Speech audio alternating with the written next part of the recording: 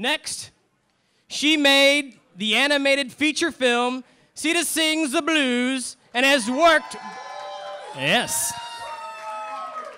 and has worked both within and without the copyright industry, and she prefers without. Please welcome Nina Paley.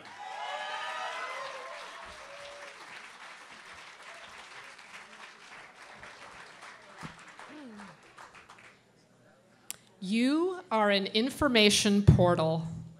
Information enters through your senses, like your ears and eyes, and it exits through your expressions, like your voice, your drawings, your writing, and your movements.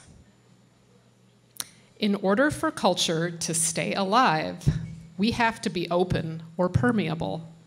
According to Wikipedia, permeance is the degree to which a material admits a flow of matter or energy. We are the material through which information flows.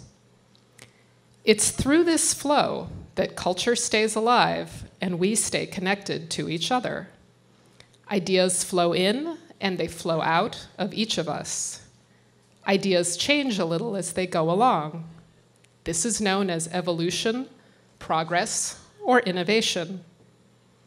But thanks to copyright, we live in a world where some information goes in but cannot legally come out.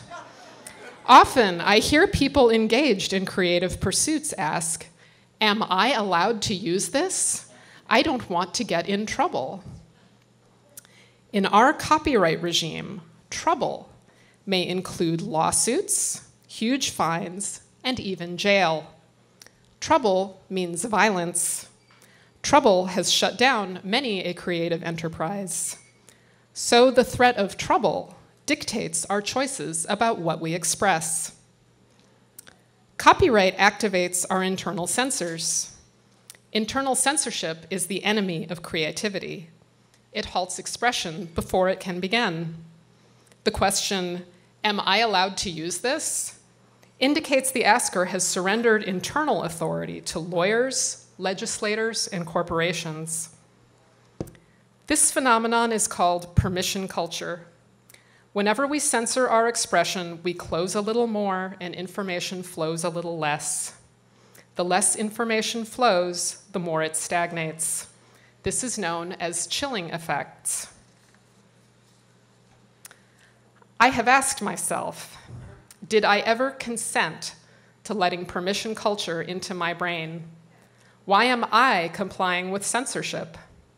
How much choice do I really have about what information goes in and comes out of me? The answer is, I have some choice regarding what I expose myself to and what I express, but not total control. I can choose whether to watch mainstream media, for example, and I can choose what information to pass along. But to be in the world and to be open means all kinds of things can and do get in that are beyond my control. I don't get to choose what goes in based on its copyright status. In fact, proprietary images and sounds are the most aggressively rammed into our heads. For example, have a holly jolly Christmas, it's the best time of the year. I don't know if there'll be snow, but have a cup of cheer. Have a holly jolly Christmas, and when you walk down the street, say hello to friends you know and everyone you meet. I hate Christmas music. But because I live in the US and need to leave the house, even in the months of November and December, I can't not hear it. It goes right through my ear holes and into my brain, where it plays over and over again ad nauseum. Here are some of the corporations I could get in trouble with for sharing that song and clip in public. I wasn't consulted by them before having their so-called intellectual property blasted into my head as a child, so I didn't ask their permission to put it in my slideshow. Copyright is automatic and there's no way to opt out, but you can add a license granting some of the permissions copyright automatically takes away. Creative Commons, the most widespread brand of license, allows its users to lift various restrictions one at a time. The problem with licenses is that they're based on copyright law. The same threat of violence behind copyright is behind alternative licenses too. Licenses actually reinforce the mechanism of copyright. Everyone still needs to seek permission, it's just that they get it a little more often.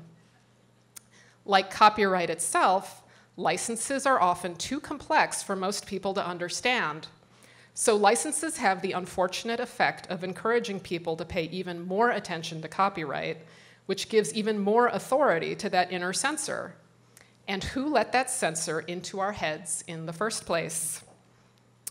Although I use free licenses and would appreciate meaningful copyright reform, licenses and laws are not the solution. The solution is more and more people just ignoring copyright altogether. I want to be one of those people. A few years ago, I declared sovereignty over my own head. Freedom of speech begins at home.